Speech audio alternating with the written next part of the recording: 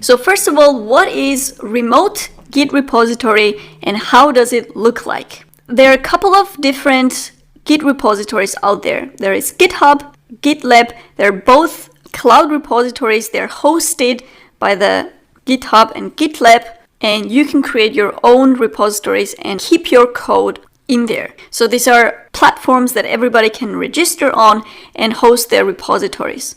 Mostly, however, companies do not host their code on some public cloud provider of Git repository, but they have their own Git repositories hosted in the company on company servers, right? So alternatives for that is Bitbucket. You can also host GitLab locally on your own servers in the company and keep your code there.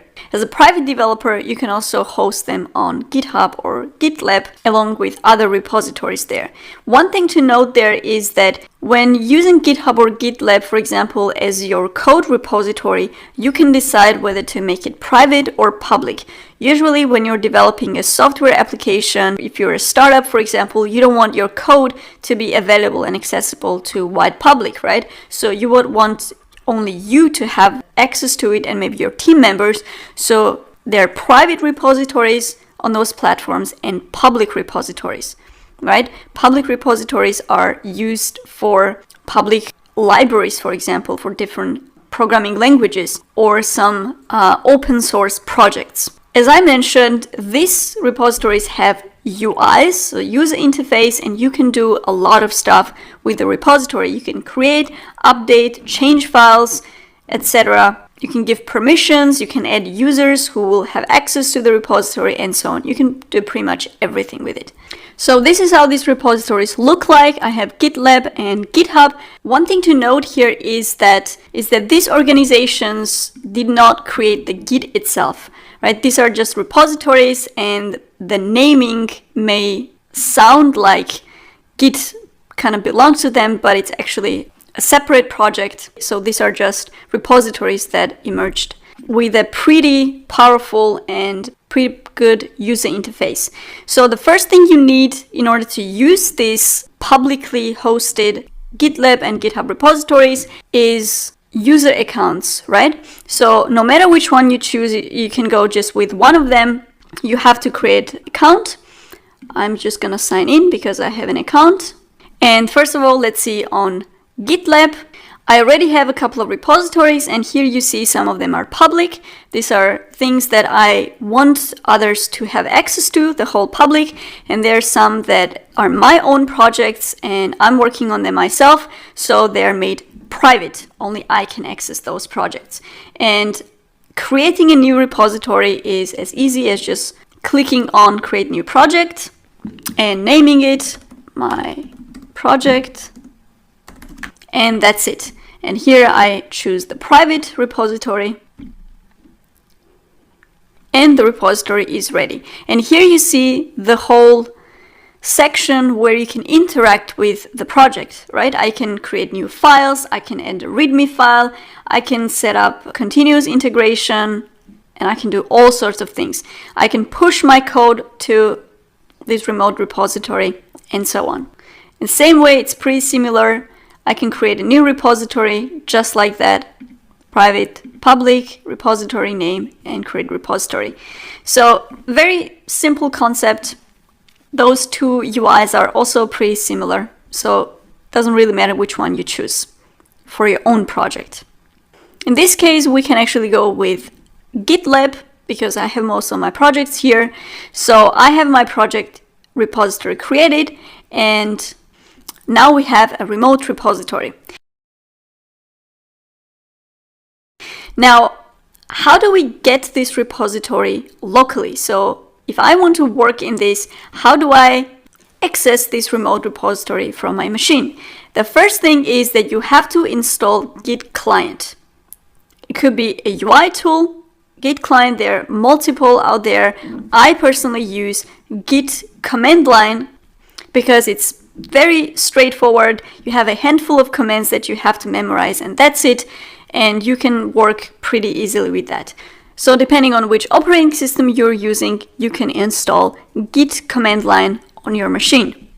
So once we have the Git client installed, we can actually clone the repository. So the first time when you do not have a local copy of that remote repository, you have to clone the repository. And also very helpful, whenever you create a repository, either in GitLab or GitHub, you actually get the whole instruction list of how to clone the repository, how to fetch it locally and make it accessible, how to download and start working with it. So the first command is git clone repository name. And this is actually the repository name. This is GitLab endpoint. This is my username. And this is the repository name. However, before I can clone the repository, any repository on GitLab or GitHub, I have to connect my Git client with GitLab or GitHub. And with connecting, I mean I have to tell GitLab, hey, I have an account on GitLab. This is me as a user, and I'm trying to connect from my machine using a Git client. So I have to authenticate basically to GitLab from the command line. And the way to do that is by adding my SSH public key to GitLab. And again, everything I configure here is exactly the same on GitHub. So I'm just going to use GitLab as an example, but know that everything works the same on GitHub. So how do I do that? In order to do that, I have to go to my settings. And in settings, I have SSH keys. And I have to add my public SSH key here so that Git can identify my client, so to say, where I'm sending the request to, and then I'll have to authenticate. And also a very clear guide to an instruction to how to add that key to GitLab. So we're gonna do that next. So first, if you already have that key, you can check that actually in your home directory.ssh. You can basically just copy it here and create the key. Or if you don't have it, they also have a instruction guide to how to generate that key, and then you would copy that and add as a key, right? So very descriptive, very easy to follow. So first, let's do that. So this is going to be my public key, and I can basically print it out and copy the output as a key. So I can copy that output right here and just add the key. And I already have added my key here. So now I can access GitLab using my Git client. So let's close that and actually clone the repository. So I'm gonna do git clone repository, and it worked. It's just a warning that I have an empty repository. There is nothing there. So if I do ls, I see that this folder got created, which has the name of the project. And if I go inside, you see that immediately I end up in a Git repository. And I know that because here I have the project name and the branch name, right? So now this means that I am in a local copy of that remote Git repository. And let's actually see what's in there. It's completely empty. There is one thing that is inside the repository, and that is .git folder. And .git basically has information about the repository itself, right? It has information about the branches, it has the history, the log, as I mentioned, and it has the configuration, endpoint, obviously, the remote endpoint where this repository lives, and so on. And this kind of stuff like who is the user and what is the user email that is interacting with the Git repository, and so on. You can also execute these two config commands to configure username and email globally for all your Git projects.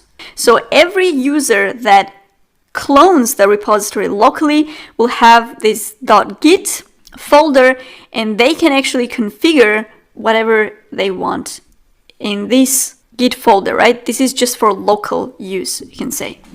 So now, because we have added our SSH key, GitHub will be able to authenticate us whenever we pull or push from the repository or we interact in some way without having to provide username and password. password all the time.